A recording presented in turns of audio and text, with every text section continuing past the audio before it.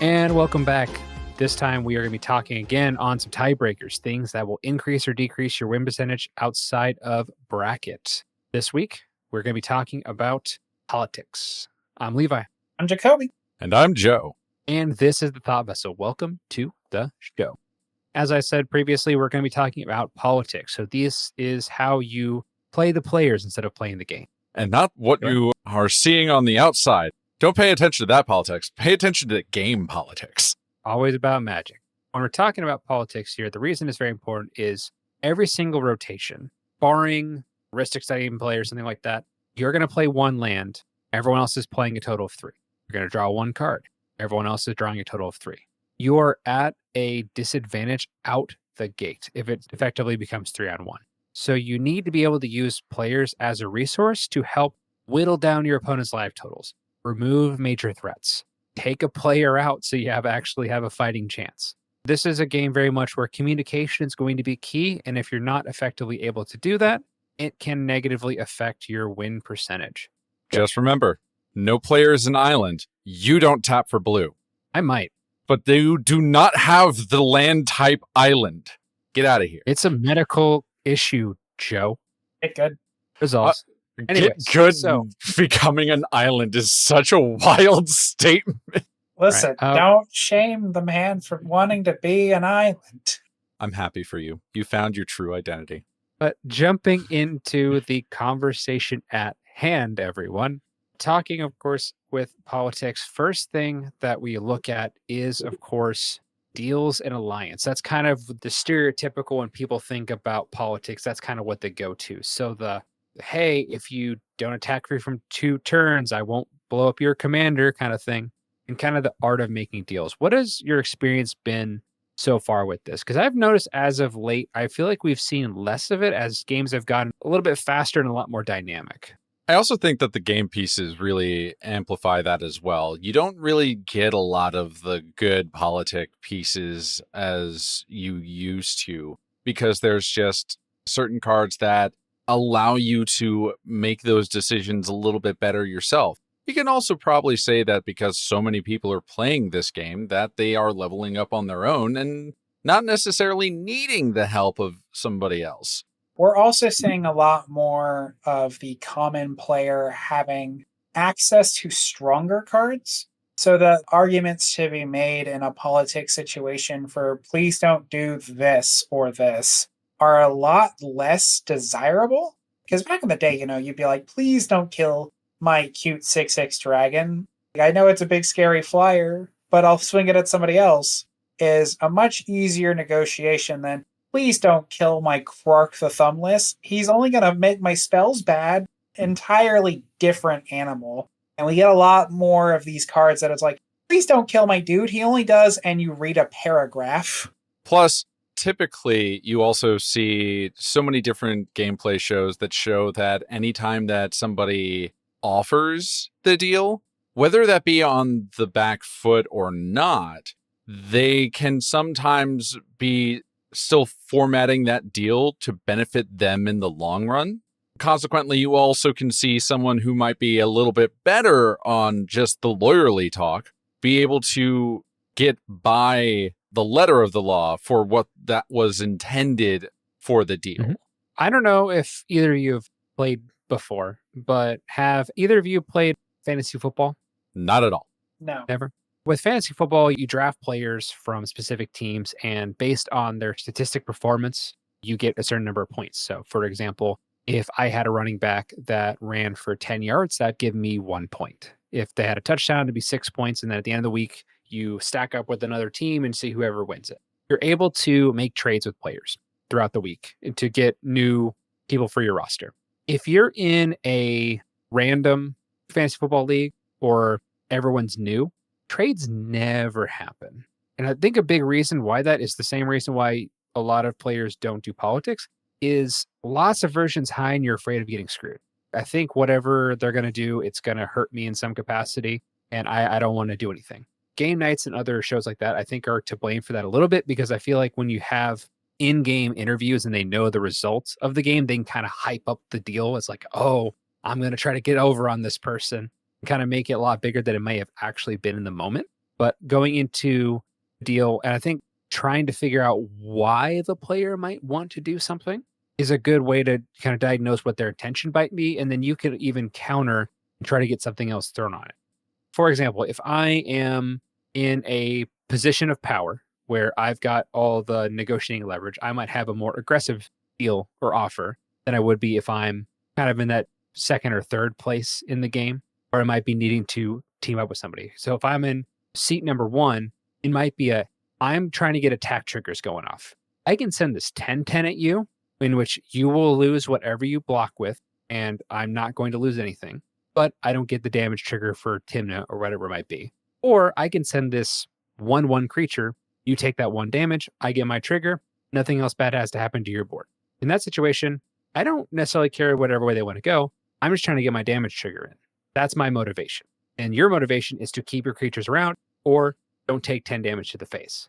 So that's what I'm trying to make that deal in leverage. If I'm in second or third seat, my motivation might be, hey, that person in seat 1's really scary. Maybe they had like a turn 1 soul ring, kind of got off ahead, going crazy, doing a lot of stuff. I need to work with somebody to see like, okay, I've got my liquid metal torque in play. If I turn their commander to an artifact, can you use your aura shards to blow it up or what have you? These are kind of common negotiations that we see throughout gameplay. We can also see someone opening up discussions with actual beneficial pieces, such as with Miss Bumbleflower. I'm going to still give someone card draw, but I want to make sure that at least I'm also getting some goodwill out of that card draw as well, whether it mattered or not. So using those kinds of pieces and more beneficial pieces to your opponents, and then using the multiplayer aspect to try and say, I'm trying to help you specifically. I will come to you for a favor at a later date. Now, this favor may never come, but I'm giving you this as some goodwill. True Godfather style.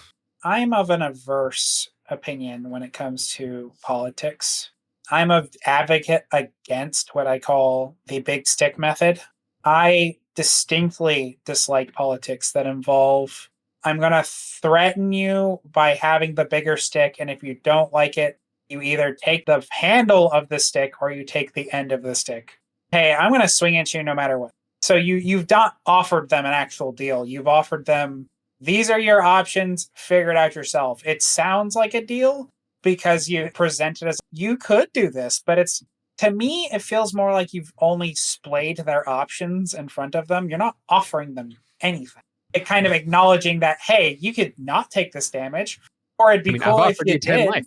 Look, that's not a deal. No, Levi, the actual thing that you did is, I could shoot you in an artery, or I could shoot you in the pinky toe. Your choice. Right. I greatly dislike the style of politics because a lot of the times it turns into king-making. There's a lot of instances where it turns into like, and not like a severe version, but it's a very minor bully tactic where you're like, I want this thing, either give it to me or suffer this consequence. If they're really, really behind, they don't have really a say. It's the illusion of choice, not an actual choice, because the only other option is begging the rest of the players to help you in contradiction to this deal, which is them having to make a deal in spite of your offer, not because of your offer. Having this conversation here and understanding your local meta is where you kind of get to the Jordan Belfort method of negotiation. For those of you that have never seen Wolf of Wall Street, the kind of the iconic phrase like, sell me this pen. Anyone know what actually Jordan Belfort says about the first step to selling a pen? No, I don't actually remember Wolf of Wall Street all that well. I've read his book. I work in finance, so I had a general idea of the sales tactic. But the main thing is you need to qualify your client. If I know that, in this case, Jacoby doesn't need a pen, I don't want to waste my time trying to sell him a pen. I'm at a table that I know is not going to be very political. Then I need to be, if I'm trying to negotiate or anything, it's probably just going to be more of trying to identify the threat than it would be to actually make a deal. If I am at a table that doesn't do a lot of deals where everyone's afraid of being screwed over, if I go and constantly try to make offers to you, I'm going to be coming off looking very weaselly in that situation. And I'm probably going to take a lot of extra damage because people aren't going to trust me. I mean, I don't trust you already. We've mitigated step 1 already. My issue with that logic because it has merit. But my issue with that logic is if you apply it to every situation, you're only offering deals when you are a wolf to sheep. There's no instance you are going to offer a negotiation from anywhere but a place of power using that specific ideology. Well, At it the depends on how you build your deck, right? If I am intentional about I want to be a more political person, I might add a card like Scheming Symmetry into my deck, where I actually have a carrot that I can give somebody. Like, hey, if you do something I want, I'll let you tutor a card. I'm also going to get a card, but I'm adding that to my deck to have that as an option for later. That being said, that specific kind of negotiation doesn't happen often. I typically see more of, I need this thing and it is going to need some kind of deal with somebody else to get it through. Or the previous example of, I have this benefit to give, it's going to happen regardless. Let's see what deal I can make, since I can, in fact, just give this to somebody that I would rather it have. The big stick method is not typical. Also, just in relation to many of our games, for one, I don't ever see you play Scheming Symmetry outside of Two-Headed Giant with me. Your example could kiss my butt. But also, Actually, put in there. Some I think strong the words main from thing- Jacoby, my God! White is very good at politics because they have a lot of symmetrical card draw and things like that, or cut a deal, everyone draws, you draw 3. These types of cards where you can absolutely put those into a deck. Brina was a fantastic example. Like, hey, you can attack somebody, the highest life total, and draw a card. I'll get 2 counters, but don't worry about that. There are cards you can definitely add to your arsenal to build up for it. But I think a part of it too is knowing where your deck's going to be. Because if you have a deck that's going to kind of pull out ahead into the lead and you're going to be in the top seat, people aren't necessarily going to want to make deals with you as much. It doesn't make a lot of sense to have a lot of political cards in there because you're playing with people that are actively working together to try to kill you.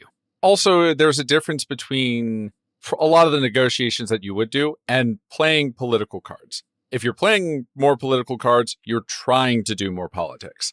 I think the thing that we were mainly trying to focus on was the politics that happen just naturally when playing a game sometimes.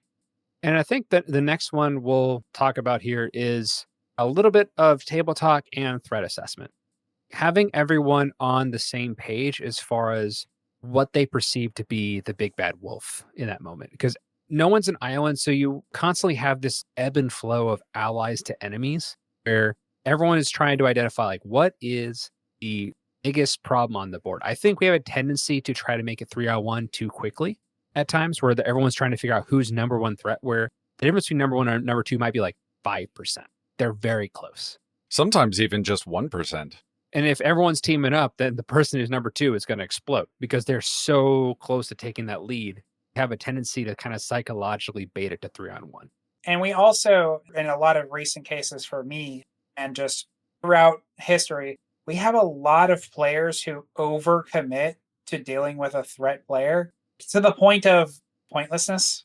We knock player 1 to 3rd place, and then someone just adds something additionally to put them in last place rather than committing to what should progress next, dealing with who's now in spot 1. I've seen too many games where I've watched Joe get his board wiped, his spells counter, and then they still stab him in like one of his other cards, and he's like, but why? Why would you do this? Look over there. That actually did happen in the CDH tournament in Charlotte, where it was the player in the 3rd seat that just kept answering every single thing I was doing. I was already down to 5 cards in hand. I was trying to get some kind of way to claw my way back into this game, whether it be through this way, that way, or another. And the player in seat 1, who was playing Kenrith, just had no answer to them at all. I kept passing priority, and player 3 just kept not having an answer, but apparently kept having an answer for me up until it was my Hail Mary full of grace. I'm going to cast this Wheel of Fortune. I need a new hand because the player in 1st seat is going to win if I do not do this. And there comes player 3 again. Doesn't seem like it's the best idea, so you know what? I'm just going to counter it. Suffice to say, literally the next turn, player one is the one who wins that game because literally nobody has an answer for a creature combo in hand. We run into situations where sometimes a player's reputation will supersede the actual value that you see. You go, that player's scary and they have this commander, therefore stab it until it's dead. And then not retroactively looking at someone carrying a bat right behind them. It's the situation where I think certain players can carry more lethal threat to it, where if you get beat enough by one player, then you're going to kind of psychologically tend toward that person blowing up their things or whatever it might be. Blue players will have an issue with this as well, where you want to time things as strong as possible, which kind of ends up screwing over the player that's right before them in turn order. Because if you've held it for an entire rotation, you feel kind of bad about wasting your mana.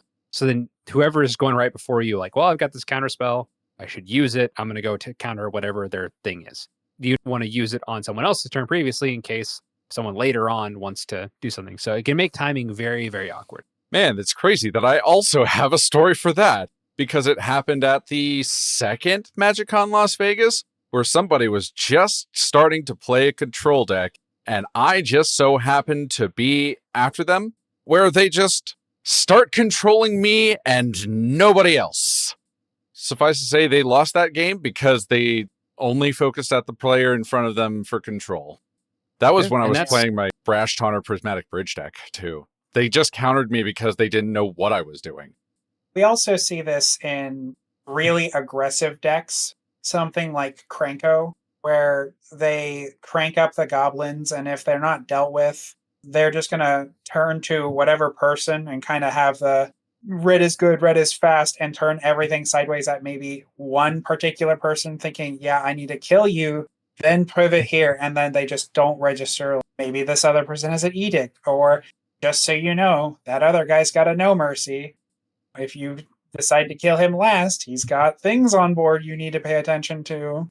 And this is at least where a lot of the politicking can come in, because if somebody incorrectly threat assessments, you could, in fact, point out to them, I understand that you think that this is scary. This one particular piece on somebody else's board can cause more issues for you if you don't deal with it now. Let's talk about that. Let's try and see if we can't come to some common ground. A lot of times, too, the other night I was playing on a stream in which my Spells Kite was going to get removed because if I target anything else, it's going to go to the Spells Kite. I'm just going to get rid of that. Without saying it resolves or I need you not do that, I just simply said, you're going to target that instead of the Berkey on the field. And then that required that person to kind of look at the Berkey God of Storytelling in the Rakdos Storm deck. That's probably a better target. And then from there, kind of making a deal like, if you target it, I'm going to let that happen. And then at that point, I can kind of bluff that I have extra removal or counter spells or anything like that at the same time. And then at that point, the player targets the Berkey. I keep my little Spells Kite, but it's mostly I want the Berkey gone and I don't have a removal spell to deal with it. And sometimes it's just simple words that you could use of just changing a perspective of those kinds of interactions that can help you not be that island and be able to politic with the table more effectively. And I think with that too, on the side of perspectives, and we talked about this a bit on the show, is there's the threat and there's the threat to you and there's the threat to everyone else. There might be a certain card. We usually see this with like maybe a stacks piece. Like this is really shutting down the artifact player. I am playing my bear typal deck. I don't care too much about artifacts. The table might be trying to gang up to destroy that one person. If they're not bothering me, I might just let them use their resources and come up with that plan unless I'm given something in benefit in order to do something about it. You don't necessarily need to constantly shift to whatever the table's narrative is. It's a good thing to keep in mind, like, this is what the table is universally thinking about, and this is what the table thinks is the scary thing.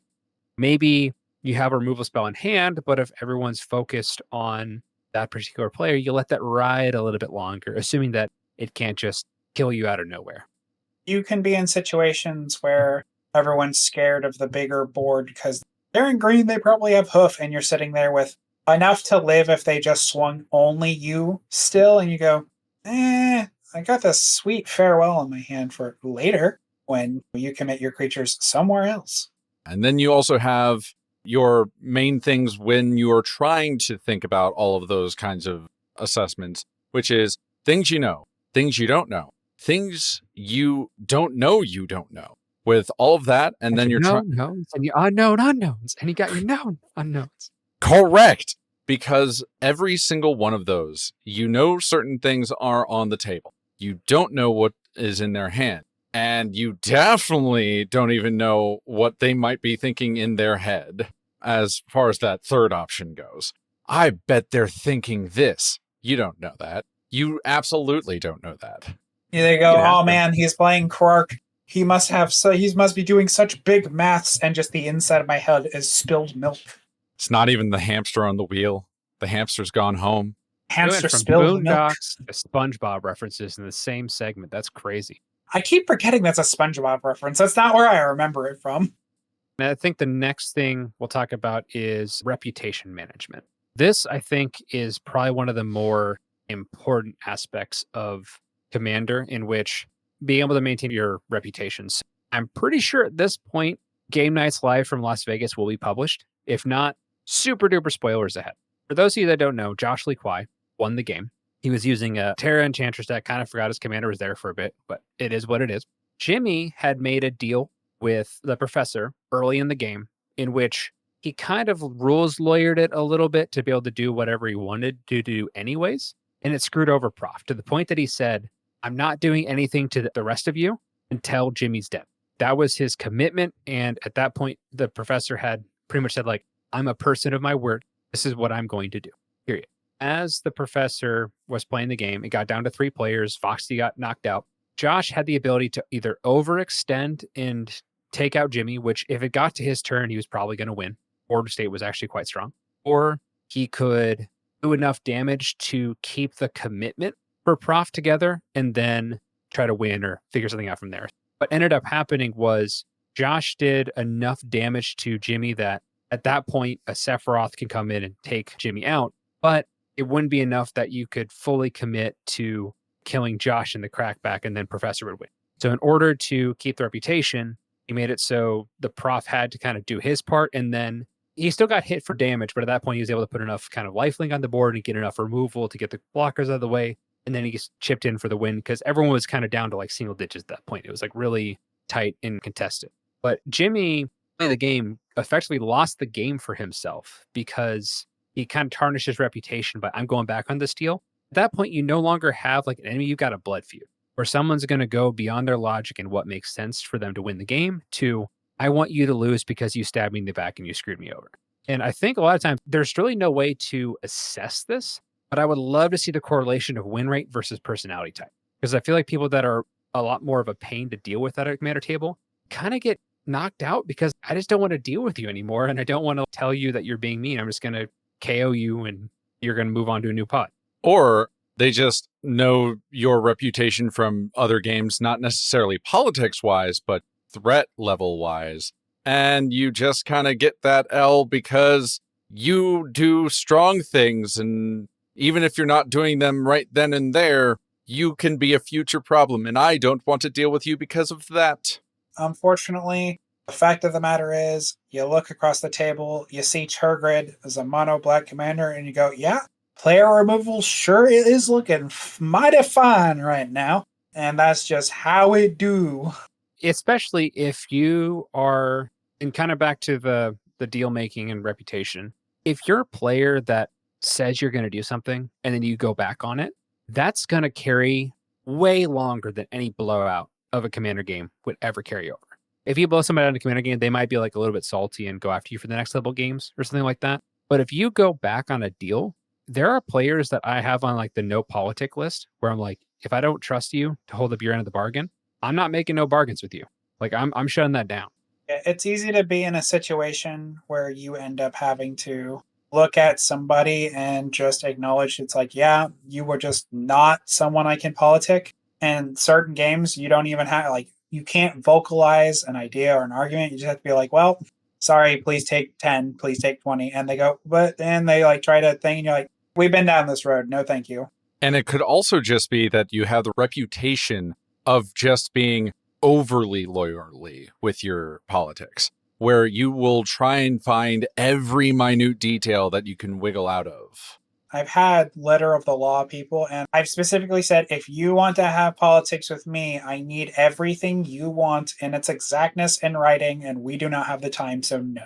There are just some people, it's like, no, I don't care how simple or small the deal is.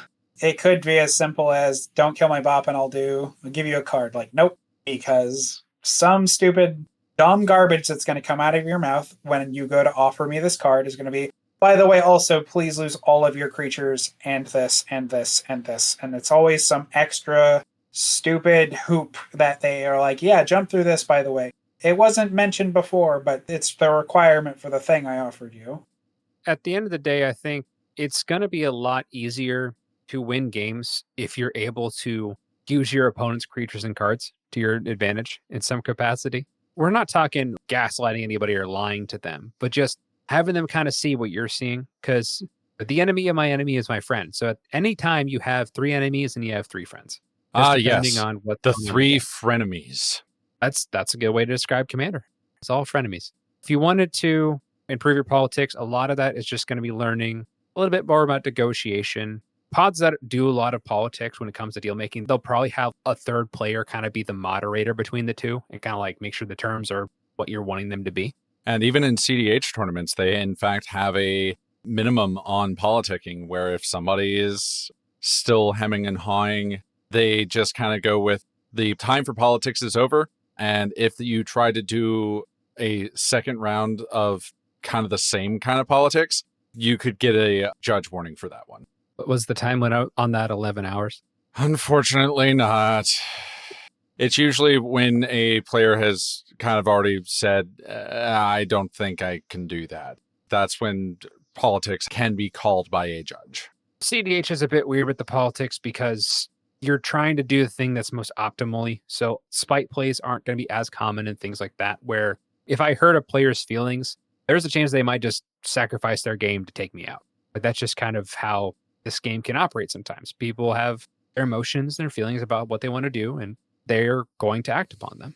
I think that's about all the time we have. We'll move to final comments. Winning at all cost will, in fact, tinge your politics in a different way than playing casually. Man, I thought you were going to say winning at all cost will cost you wins. I was like, that's going to be poetic and mirrored and amazing. But you said it. Take that W? I was about to say take that L, but I'm the one taking the L for there. We're going to make it as like a bumper sticker. It's going to be great.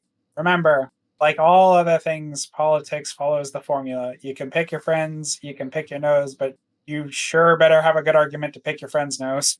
There's gold in them, there's hills. Yeah, well, it's mine, and I'm leaving it there. It is, in fact, a mine. And that is the time we have. So what I will say, share this video with a friend. If you're trying to up your politics game, spread it around. We're trying to grow this channel. If you have any suggestions of something that you might want to see on the show, leave us a comment, send us an email to thoughtvesselshow@gmail.com. With that being said, we are trying to grow this channel. So if you have any suggestions, by all means, let us know. That is all the time we have. Hope you have a fantastic rest of your day. Take care. I am once again coming to you to use your removal on that creature.